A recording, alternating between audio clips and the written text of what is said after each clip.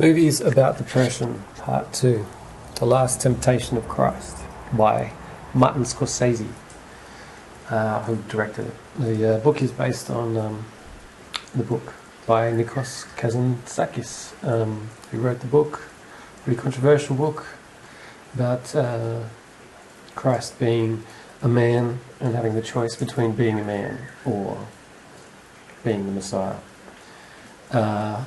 It was banned in a lot of countries, but I found it fascinating because it just asked the question, you know, was he a man or was he a Messiah? And it goes into all the parameters of spirituality, hallucination, and mental illness, and whether he's suffering from something that's within him or something that's godly.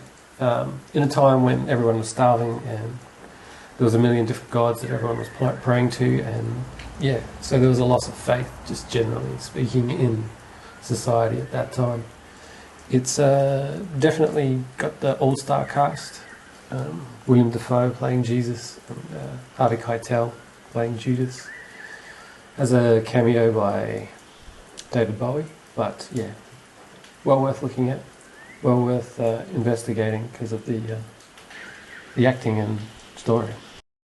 And the next movie is Assassination Classroom, which I just threw in, being a left field kind of movie, based on a guy who falls into a toxic plant, you know, the cliche, becomes a superhero, but in this case the teacher becomes an octopus and then has all these powers that he can destroy the world.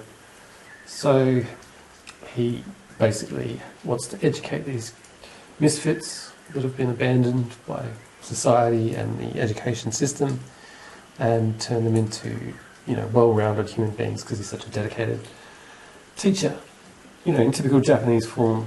But yeah, it just has all these sort of mental foibles that befall him.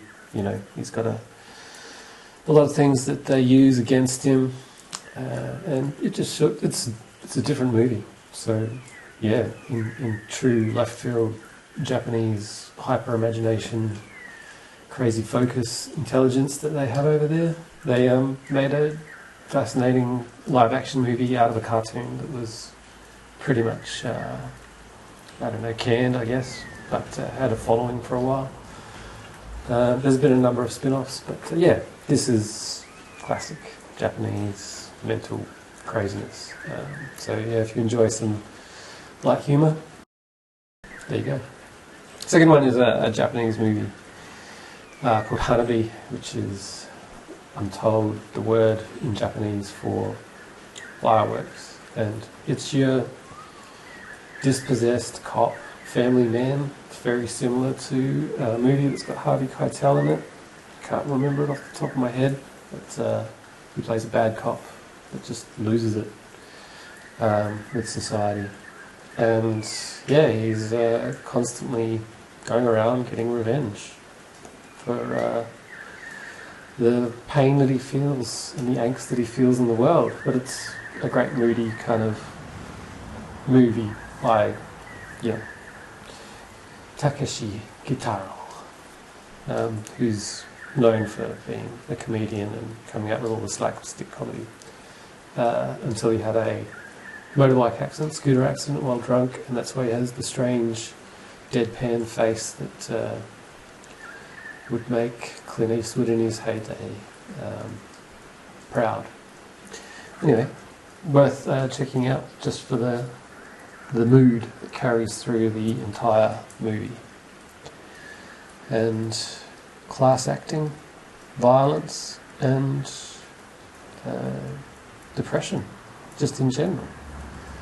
The trailer tries to make it look lighthearted, but it's pretty deep and dark kind of introspection, character study of a dispossessed person in society, which is obsessed with violence and revenge.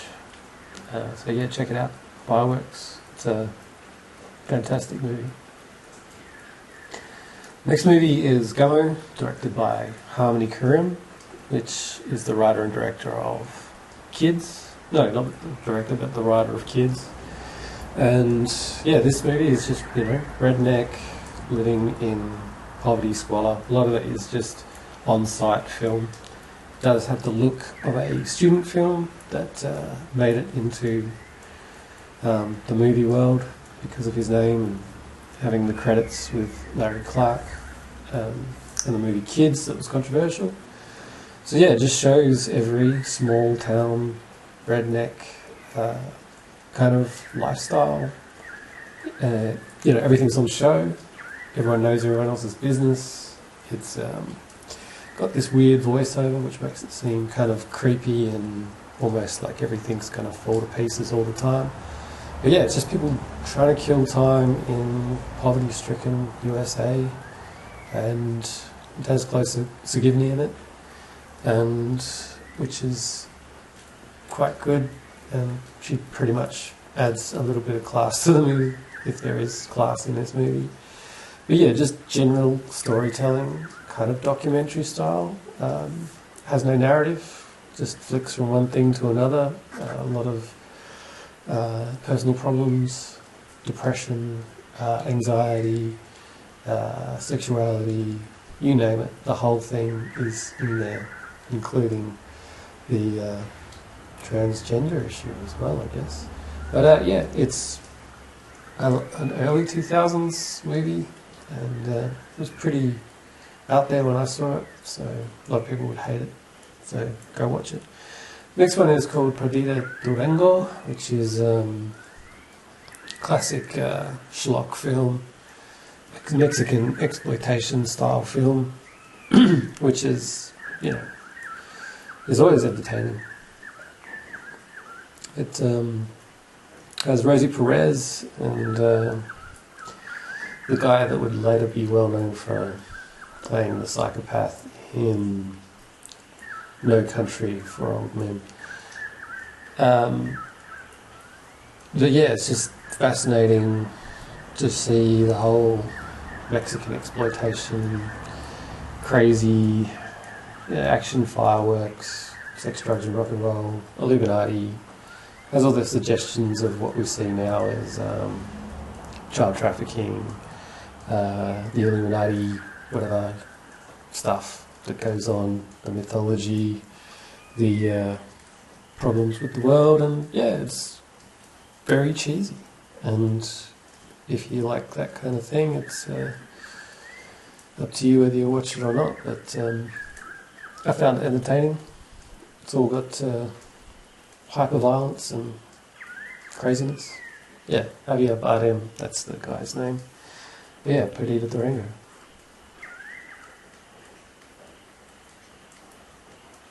And the next film is Office Space. So yeah, this is a little bit more light-hearted humour stuff, but it is about depression, essentially. It's when art house movies started to get bought out by the 20th Century Fox and all these other people because of popularity and people wanting more stories that are relatable instead of the hyperaction sort of stuff. But yeah, it's just generally the guy that loses his nerve and feels dispossessed, hates the job that he works, and all his friends hate their jobs, which is relatable. And yeah, they just go on from there to leave a trail of destruction based on this one guy who just has had enough with doing a shit job. And it's based about the Y2K bug and doing meaningless stuff and being controlled by really pathetic bosses, and yeah, he just eventually just tells the truth to all of these people. It's funny scenes of what you would think in your mind to say when you're being reviewed by your boss, or being promoted or demoted, or they're firing people. But yeah, if you get a chance to see it, it crosses all those boundaries of everyone's insecurities and the power structure. But yeah, Office Space. Next one is an underground film called Pals Before Swine. There's no trailer. This is just directed by a guy. And yeah, it follows one person's perspective through the late 90s, where it crosses all boundaries of racism, Nazis, death, destruction, sexuality, in a very plain toned movie. It doesn't really hold back on anything, it just states it. So it comes across very preachy, like you would see a right-wing kind of preachy movie. But to see everyone in the movie react and see the other side of the story, it's just generally a half-decent movie for the dialogue. So it's well written. It's not a big budget, so you're going to get lots of conversational sort of dialogue and internal dialogue. But yeah, very well executed as far as a Australian movie, possibly made with, I don't know, $10,000 or something. Not even that. I think the main main actor is punk rocker from some band, I can't remember, but he does a good job of being a down the line right wing kind of guy that everyone has to meet and have conversations with. So yeah, it's very well worth checking out. The next movie is called Fallen Angels, which is by Wong Kar-wai, and he's famous now in all of the Hollywood circles and international film, and he came up with the stop motion noir sort of looking shots in his movies. Yeah, this one just is fascinating for watching an Asian movie that just goes into all the back alleys. It follows three characters that are pretty flawed.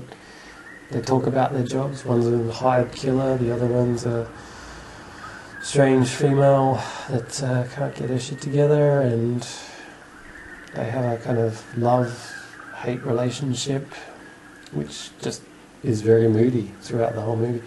And there's one other Asian guy who breaks into people's places and tries to sell things to them, people in the public, pretending that he's the boss of somebody else's business. And he's a mute, so he can't really explain, but he kind of forces people into all these circumstances of awkwardness, which is kind of cringe to look at, but it's done well, so it doesn't actually seem awkward in the long run. But yeah, fascinating movie sequences, action sequences. It keeps the narrative going, and just the fact that they all meet in different circumstances. You just got to love the backdoory kind of, neon dystopian Hong Kong. It's fascinating just for the cinematography and choice of location, and all of the smoking cigarettes in poignant poses with a really good selection of music that makes sense to put together. But yeah, fascinating movie, and a lot of great performances that hold the whole thing together without seeming too boring, which most art house movies do, by leaving